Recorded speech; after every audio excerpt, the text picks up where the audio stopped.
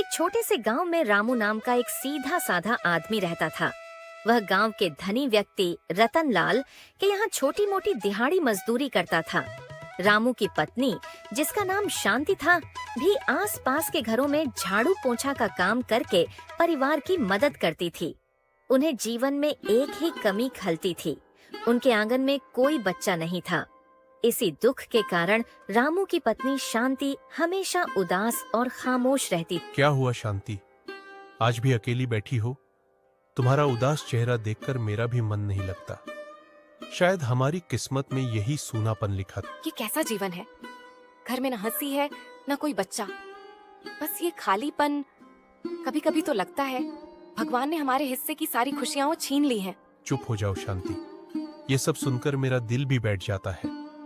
मेरे पास इतनी दौलत नहीं कि मैं तुम्हारी ये उदासी दूर कर सकूं। बस मेहनत करता हूं, पर सब बेकार लगता है। किस्मत की बात मत करो रामू, मैं तुम्हें खुश देखना चाहती हूँ, पर जब मैं पड़ोस में बच्चों की आवाज सुनती हूँ तो ये घर मुझे काटने को दौड़ता है। क्या हमारी गोद हमेशा खाली रहेगी?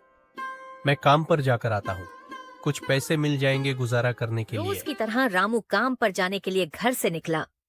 आज ही रतनलाल के सबसे पसंदीदा गाय ने एक बेजान बछड़े को जन्म दिया। रतनलाल ने रामू को बुलाया। सुन, इस गाय ने एक कमजोर सा बछड़ा दिया है। ये जिएगा नहीं, बस चारा खाएगा। इसे ले जा और किसी जंगल में छोड़ा, फेंक दे कहीं। रामू ने देखा बछड़ा सचमुच बहुत दुर्बल था, लेकिन उसकी आंखों में एक मासूमियत थी। मालिक, मैं एक बात कहूं, अगर आप इसे फेंक ही रहे हैं तो क्या आप इसे मुझे दे सकते हैं? तू क्या करेगा इस मरे हुए बछड़े का? ठीक है, ले जा। अगर बच गया तो तेरी किस्मत, वरना कल जमीन में गाड़ देना। रामू तुरंत उस बछड़े को सावधानी से उठाकर घर लाया। उसने शांति को पुकारा। शांति, ओ शांति, जरा जल्दी बाहर तो आ। अरे रुको, जरा आ रही हूँ। अरे ये क्या है रामू? ये किसका बछड़ा है और इसे तुम कहाँ से उठा लाए? तुम्हें पता है हमारे पास खुद के लिए खाने को मुश्किल से है। ये किसी का नहीं रहा अब, ये गौरी है, रतनलाल की गाय का बछड़ा। पर रतनलाल तो इसे फेंकने वाले थे ना?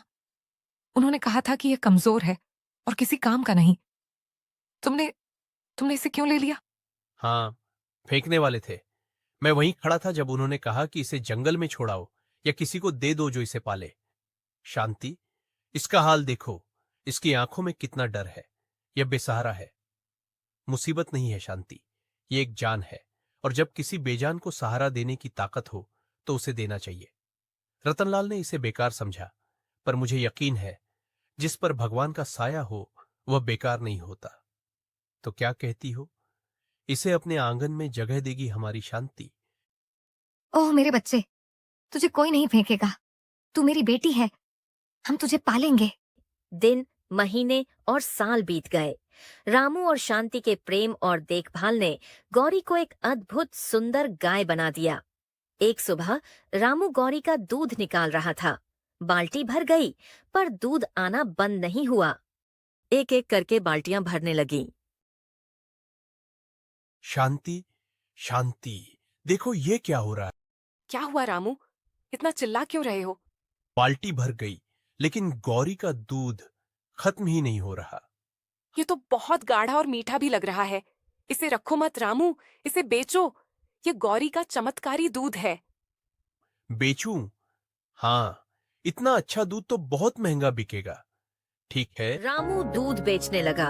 उसे अच्छे खासे पैसे मिलने लगे। गौरी के दूध की चर्चा सब गांव में होने लगी। ओहो, रामू के घर का दूध, इसकी तो बात ही अलग है। मेरे बच्चे के लिए यह दवा जैसा है। हाँ हाँ, मैं तो रामू से ही लेती हूँ।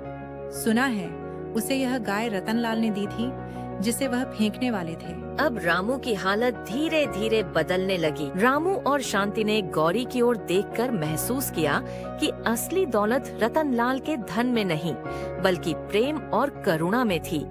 गौरी ने उनके जीवन का खालीपन भरा और उन्हें सिखाया कि वह केवल एक गाय नहीं, बल्कि उनकी सबसे बड़ी खुशी और असली दौलत है।